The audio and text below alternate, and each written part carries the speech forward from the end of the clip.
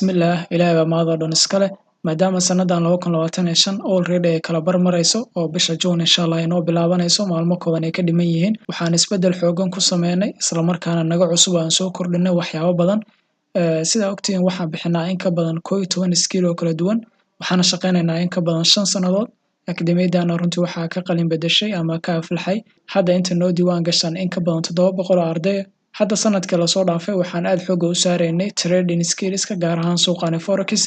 Waxaana bixin jiray sida ogtihiin intiina badan ugu xiran ICI mentorship iyo BDC mentorship iyo waliba FAB signals. Insha Allah hadda waxaan isbedel xoogan ku sameeyay mentorshipskayga.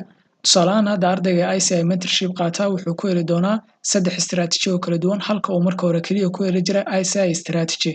Kuwaas oo istiraatiijiyadana mid kastaba runtii uu ka badan yahay win rate-kiisa 80% aad iyo aadna ay simple u yihiin. Wuxuu ardayga heli doonaa ICI strategy si lamida ORB strategy si lamida Gold Scalping strategy. Labadan istiraatiijiyada arkaysid mid kastaba waa only hal cashar yani wax badan ha u maleynin oo ardayga waqti badan ka qaadanaya. ORB strategy waa hal cashar oo kaliya oo runtii aad iyo aad quality u leh si lamida Gold Scalping. Tanna waa istiraatiijiyadii aan xoog saareynay oo mentorshipka aan ku bixinaynay. Si lamida BDC mentorshipkan ardaygu wuxuu ku heli doonaa 3 istiraatiiji oo kala duwan BDC strategy, ORB strategy, Gold Scalping strategy. Dabcan Gold Scalping kana waa istiraatiijiyadii aad markasta soo weydiin jirteen aad ku sugayseen. Waxaa ugu talagalay inuu ardayga khibradiisa siyaasado dhaqaalihiisa aqoontiisa yani maanta hadii istiraatiijigan uu entry ku waayo inuu mid kale ku heli karo tan hadii ku waayo inuu tan ku heli karo oo maalinna uu suuqa ku qadan macnaha ma fahantay.